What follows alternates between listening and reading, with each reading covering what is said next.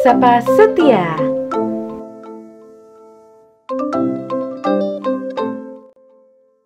Oke, hai Sobat Setia, kita kembali lagi pada podcast Sapa Setia. Oke teman-teman, pada siang hari ini bersama dengan saya ya, Dara Kirana, kita akan mencoba nih untuk mewawancarai bintang tamu kita pada siang hari ini. Oke ya, jadi beliau ini merupakan salah satu ya pejabat tinggi negara gitu ya di lingkungan Lembaga Administrasi Negara Republik Indonesia ya. Nah, beliau ini adalah kelahiran Kebumen, Jawa Tengah ya. Kebumen, Jawa Tengah, kurang lebih sekitar 21 tahun telah bekerja ya di Lembaga Administrasi Negara RI gitu. Kemudian pada tahun ini kebetulan beliau berkesempatan kembali untuk menduduki jabatan Kepala LAN RI ya. Oke, kita sambut ya. Mohon izin Bapak Adi Suryanto, Bapak Dr. Adi Suryanto MSI. Oke. Selamat siang Bapak. Selamat siang, Assalamualaikum semuanya, sahabat setia. Waalaikumsalam warahmatullahi wabarakatuh. Gimana Bapak keadaannya, kondisinya sehat? Alhamdulillah, sehat walafiat. Alhamdulillah. Ya, jadi kita punya kesempatan nih ya teman-teman untuk langsung datang nih ya Bapak Adi Suryantonya ke Bandung ya. Tadi dari Jakarta Pak? Dari Jakarta muter-muter sampai Bandung. Oke, ya semoga kita selalu senantiasa sehat ya Pak ya. Ya, mudah-mudahan. Oke. Ya Pak, jadi boleh ya kita ngobrol sedikit ya Silakan, Pak ya. silakan, Oke, Dara. jadi Bapak Adi Suryanto ini merupakan Kepala Lembaga Administrasi Negara Republik Indonesia ya Pak. Sudah berapa periode Pak? Ini masuk periode kedua. Periode Jadi kedua, sesuai oke. dengan peraturan perundangan, masa jabatan itu 5 tahun dan bisa diperpanjang. Ini perpanjangan pertama. Oke. Bagaimana Pak rasanya Pak nih? Diperpanjang, dikasih amanah kembali ya Pak ya? Ya sama saja sih rasanya, karena kan kita mengemban amanat yang sama. Betul ya Pak ya. Oke Pak, jadi di sini Pak saya ingin mengenalkan Pak Adi secara singkat ya Pak ya. Jadi kebetulan Bapak Adi Suryanto ini merupakan lulusan doktor ya Pak ya pada Universitas Indonesia, betul Pak? Betul. Oke, jadi sudah sangat berpengalaman juga untuk di bidang pemerintahan ya, khususnya pada seperti kebijakan seperti itu ya Pak ya. Kemudian penyelenggaraan negara juga Bapak Adi Suryanto ini sudah sangat berpengalaman ya. Oke, kemudian saya ini Pak ingin bertanya nih ya Pak, di masa pandemi seperti sekarang ini Pak ya, kalau kita melihat kira-kira ya sistem kerja kita gitu ya, sistem kepegawaian kita itu ada nggak Pak bedanya dengan masa sebelum pandemi, atau sebenarnya tidak terlalu signifikan ya perubahannya? Silahkan ya, Pak. Saya kira jelas beda ya, karena kita menghadapi situasi krisis pandemi yang saya kira berbeda. Ya. Kita masih ingat setahun yang lalu, lebih bulan Maret kita masuk masa pandemi, dan pandemi ini kan merupakan krisis yang tidak pernah kita alami. Biasa kalau kita menghadapi sesuatu yang belum pernah kita alami, pengalaman pertama kita pasti pada awalnya tergagap-gagap, ya mencari solusi cara seperti apa sih kita bekerja di masa pandemi. Sebenarnya LAN dengan kantor Menpan dan juga Bappenas bekerja sama dengan pemerintah Australia tengah melakukan studi tentang flexible working arrangement. Jadi bagaimana kita mendesain sebuah sistem kerja yang lebih fleksibel dari sisi waktu, tempat, dan seterusnya. Sementara studi belum selesai, COVID datang. Dan kemudian orang memperkenalkan ada work from home, ada work from office gitu ya. Jadi saya kira ini justru kita terakselerasi dengan adanya wabah ini. Mau tidak mau kita harus mencari metode baru cara kita bekerja. Tidak bisa semuanya ke kantor, karena kalau kantor padat penuh segala macam punya resiko terhadap penularan. Saya kira itu Mbak. Oke, jadi bagaimana caranya kita bisa tetap beradaptasi ya Pak pada kondisi yang sekarang, tetapi kita bisa bekerja tetap efektif ya Pak ya, tetap efisien, tetap ada targetnya gitu Pak ya. Oke Pak, kalau dari LAN sendiri ya Pak ya, kan selama ini memang fokus dari kajian kita ya Pak ya, ada di bidang pelatihan, betul ya Pak ya, kemudian ada di bidang pendidikan, kemudian juga di bidang assessment. kalau tidak salah ya. Nah, di era pandemi seperti sekarang ini Pak ya, kira-kira di berbagai bidang itu ada tidak inovasi ya yang membuat LAN ini tetap eksis gitu Pak ya, meskipun ada pandemi nih kita harus ada siasat nih kira-kira. Ya, saya ingin cerita dua hal. Pertama, bagaimana LAN menanggapi atau mengembangkan, ya, meng-create solusi untuk menghadapi pandemi. Pertama, kita mengembangkan satu aplikasi untuk teman-teman yang work from home, ya, bekerja di rumah. Mereka bisa absen di rumah, setiap harinya mereka melaporkan pekerjaannya dari rumah, dan itu ada aplikasinya, sehingga bisa ter-record dengan baik sebenarnya mereka mengerjakan apa, di mana, dan apa hasilnya. Jadi work from home itu bukan liburan, tapi bekerja di rumah dan hasilnya tetap kita laporkan sebagai ukuran untuk kinerja seseorang. Yang kedua, kita juga mengembangkan sistem monitoring. Monitoring misalnya ketika ada kebijakan PNS itu tidak boleh keluar kota dan sebagainya, mereka meskipun hari libur suruh absen sehingga posisi mereka diketahui, ya, diketahui, dimonitor, sehingga kalau ada yang keluar kota akan ketahuan dengan sendirinya. Jadi kita tidak lakukan secara manual, otomatis itu akan secara sistem akan diketahui. Yang selanjutnya kita juga mendorong agar kawan-kawan meningkatkan kebugaran, ya, kebugaran dengan itu senantiasa berolahraga terus-menerus. Olahraga itu macam-macam, ya, bisa Pak. Jalan kaki lah, apalah, yang penting bagaimana mewujudkan kebugaran tadi, ya. Dan kemudian ini kan soal COVID harus menjadi pelajaran penting bagi kita, bukan soal kesehatan fisik tapi juga kesehatan mental. Makanya kita juga adakan setiap Senin pagi seluruh pegawai untuk ikut semacam tausiah, ikut doa bersama, ya, mendekatkan diri pada Tuhan, dan setiap awal bulan kita ajak semuanya mengumpulkan sumbangan, sedekah gitu, ya. Ini untuk melatih sensitivitas sosial, ya, kepekaan sosial bahwa di luar sana masih banyak orang yang membutuhkan. Saya kira ini juga upaya kita secara komprehensif agar kita semakin akrab dengan krisis. Yang kedua, terkait dengan bagaimana LAN mensiasati atau beradaptasi dengan tugas-tugasnya. Pertama dari sisi kajian, ya, sisi kajian kita mendorong kawan-kawan untuk senantiasa terus melakukan kajian dengan berbasis digital, sehingga pengumpulan data, ya, informasi tidak harus tatap muka, tidak harus ke lokus dan seterusnya, tapi kita kembangkan aplikasi-aplikasi yang berbasis digital sehingga kita memudahkan kita untuk mengkolek berbagai macam data. Demikian juga di sisi inovasi kita dampingi banyak daerah lab inovasi.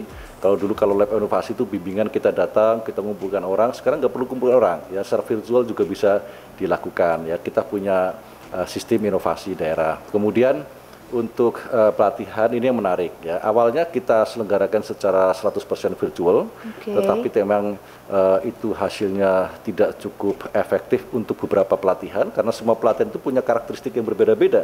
Ada yang cukup berhasil kalau kita virtual, ada yang yang kurang berhasil kalau kita hanya virtual. Maka kemudian kita kembangkan blended learning. Blended learning itu ada saat-saatnya mereka masuk dengan protokol yang ketat, ya, dengan standar kesehatan yang cukup ketat, sehingga peserta bisa klasikal kurang lebih 1 minggu. Setelah itu mereka off kampus, kemudian belajar di tempat kerjanya. Nanti di akhir mereka akan masuk lagi ke pelatihan, ya, untuk klasikal lagi, ya. Ini dan alhamdulillah selama ini pelatihan-pelatihan dengan blended learning tidak ada masalah. Yang penting satu, ya, tadi protokol kesehatan itu betul-betul kita pegang, ya. Yang kedua, kita selalu himbau agar peserta selalu jujur, ya, jujur memberikan informasi. Jadi kalau ada yang sakit-sakit sedikit harus dilaporkan, ya, Pak, ya, ke penyelenggara, ngobrol lah gitu, ya.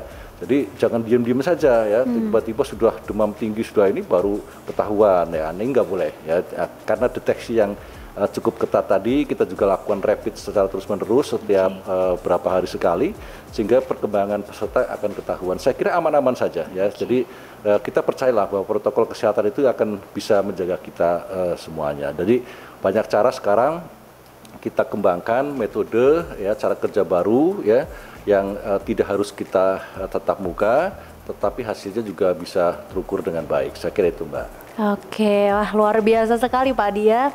Jadi sejauh ini kalau untuk pelatihan seperti di Diklat PIM, kemudian Diklat CPNS juga pakai menggunakan itu ya Pak ya? Iya, Jadi iya. ada suatu momen kita harus berkumpul tatap muka dalam kelas gitu ya. Kemudian kita lakukan pembelajaran juga daring ya Pak ya, online. Dan kemudian setelah itu kita lakukan juga di akhir ya mungkin Pak ya. Ada pertemuan yang bersifat klasikal ya. Jadi pertemuan di kelas. Oke. Kalau untuk saat ini Pak, kira-kira permasalahan ya, kira-kira ada nggak Pak ya yang membuat hambatan nih Pak ya, beberapa program itu ya, misalkan karena memang sekarang pandemi jadi kita kurang efektif misalkan untuk perkuliahan ataukah untuk pelatihan aparaturnya gitu, ada nggak Pak selama ini misalkan kritik atau dan lain sebagainya? Iya. Pada awal-awalnya memang ini mengemuka ya, kan semua orang tidak siap pada awal ketika menghadapi pandemi. Ketika kawan-kawan lembaga-lembaga pelatihan juga meng-create pelatihan yang tadinya klasikal menjadi virtual, itu seperti memindahkan saja jadwal klasikal ke jadwal virtual. Akhirnya Zoom terus tiap hari. Ketika pesertanya sudah senior-senior gitu ya, mengeluh, Pak Adi, ini kita ini suruh Zoom tiap hari. Ya, lama-lama kerasa ini pinggang pada pegel-pegel, pada sakit dan seterusnya. Mata mulai perih Pak, itu kan harus menatap laptop, Zoom meeting terus gitu kan. Itu jadi dulu pelatihan virtual itu diartikan sebagai memindahkan jadwal klasikal kepada virtual. Mestinya tidak seperti itu ya. Makanya kita dorong nggak boleh begitu. Jadi kita dorong menggunakan sistem yang namanya learning management system.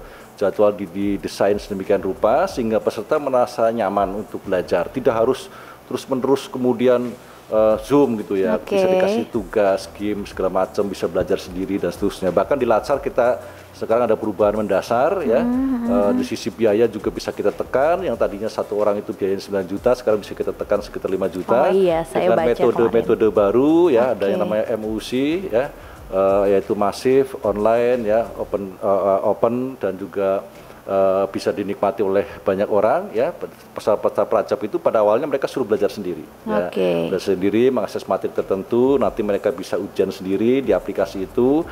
Setiap yang lulus dikasih piala, nanti berapa piala dikumpulkan, dia ada nilainya, baru mereka bisa melangkah pada tahap berikutnya. Jadi ini lebih asik lah ya, untuk generasi milenial. Saya kira ini lebih cocok cara-cara pembelajaran itu. Betul Pak, jadi kita bisa melihat potensi ya dari musibah ini, barangkali ternyata ada hal baru ya Pak yang bisa kita pelajari, inovasi semakin muncul ya, semakin berkembang, kemudian pembelajaran juga tidak stuck di situ karena ada pandemi, jadi kita tidak bisa bekerja, bukan berarti gitu ya Pak ya. Jadi yang penting kita tetap protokol kesehatan kita tetap ya, kemudian kita tetap jaga stamina ya Pak ya, jangan lupa berdoa juga seperti itu. Oke Pak, jadi untuk pesannya nih Pak ya dari Bapak Adi Suryanto ya selaku Kepala Lembaga Administrasi Negara, kira-kira adakah pesan gitu ataukah apa ya Pak, wejangan ya Pak ya kepada para aparatur sipil negara ya di Indonesia ini, apapun itu Pak, kira-kira mau berpesan apa nih? Ya, kita ini aparatur sipil negara punya tugas melayani dan juga menggerakkan pertumbuhan ekonomi masyarakat. Untuk itu maka kita tidak boleh berhenti. Kita senantiasa harus bergerak, mencari alternatif pilihan cara bekerja, metode bekerja, sehingga kita bisa terus mengabdi pada pemerintah ya, pada masyarakat ya. Nah, dengan cara itu saya kira pekerjaan kita ya, profesionalitas kita tidak akan terganggu. Kita bisa tetap bekerja dalam situasi apapun, dan saya kira yang kedua kita harus bisa belajar banyak dari krisis pandemi ini. Ini membelajarkan kita banyak hal. Ini luar biasa. Betul, Pak. Jadi menurut saya mungkin ke depan ASN kita akan lebih hebat-hebat karena kita dibelajarkan oleh krisis yang luar biasa. Tetapi yang kita harapkan semua orang bisa belajar dari krisis, karena tidak semua orang bisa belajar dari krisis gitu kan. Ada juga orang yang tertatih-tatih karena speed cara belajarnya mungkin berbeda. Yang ketiga ya tentu kita menghimbau agar semua ASN senantiasa sehat ya, tetap bugar dan seterusnya ya. Ini kebetulan kita berdua kondisinya sehat ya, udah PCR jadi tidak masalah ya. Jadi tapi dalam sehari-hari kita tetap pakai masker dan lain seterusnya. Betul, saya kira betul, itu. Pak. Oke ya. Oke Bapak, kalau untuk saat ini Pak ya, kalau saya berpikir ya tadi kita sudah berbicara tentang program-program yang ada di LAN RI beserta inovasinya ya Pak ya di era pandemi seperti sekarang ini. Kalau dari Bapak Adi Suryanto sendiri, suka nggak Pak WFH nih, yang jam kerja lebih fleksibel atau WFH? Saya tidak pernah WFH. Oh. Ya, oh tiap gitu, hari saya masuk kantor. Oke, ya harus standby ya Pak ya. Oke. Ya. Jadi kalau palalan itu cuma satu, jadi saya nggak bisa ganti nama yang lain. Ya. Kalau deputi banyak, staf banyak, bisa ganti masuk kerja. Kepalalan ya. cuma satu ya Pak cuma ya. satu, jadi ya harus masuk terus lah. Ya mudah-mudahan sehat selalu. Amin, insya Allah ya Pak ya. Amin. Untuk jam kerja juga sama tapi Pak ya, jam 7:30 sampai. Ya kita menerapkan flexible time. Ya. Jadi kita tahu bahwa soal transportasi terutama di Jakarta ini juga jadi masalah. Jadi ya kalau datangnya telat-telat sedikit nggak ada masalah lah ya itu. Jadi pulang juga kita atur agak lebih lebih awal agar nanti mereka tidak bertemu di transportasi umum itu terlalu bertumpuk. Tidak crowded ya Pak ya, tidak terlalu ramai. Kita fleksibel aja lah. Ya fleksibel aja, yang penting sehat. Amin, insya Allah ya Pak ya. Oke Bapak, kalau begitu Pak ya. Oke, kalau begitu kita cukupkan di sini ya untuk podcast pada siang hari ini Bapak. Terima kasih banyak. Mbak Dara. Oke Mbak Dara ya. Terima kasih banyak kepada Kepala Lembaga Administrasi Negara ya yang sudah menyempatkan hadir di tengah kesibukannya ya. Untuk Bapak Adi Suryanto senantiasa sehat, insya Allah ya. Amin. Pekerjaannya selalu lancar. Amin. Kita semua keluarga besar LAN RI selalu diberikan kesehatan dan dilindungi oleh Allah Subhanahu wa taala. Amin. Oke, terima kasih untuk teman-teman semuanya. Sampai bertemu lagi pada podcast Sapa Setia selanjutnya. Saya undur diri, Dara Kirana. Wassalamualaikum warahmatullahi wabarakatuh. Salam setia.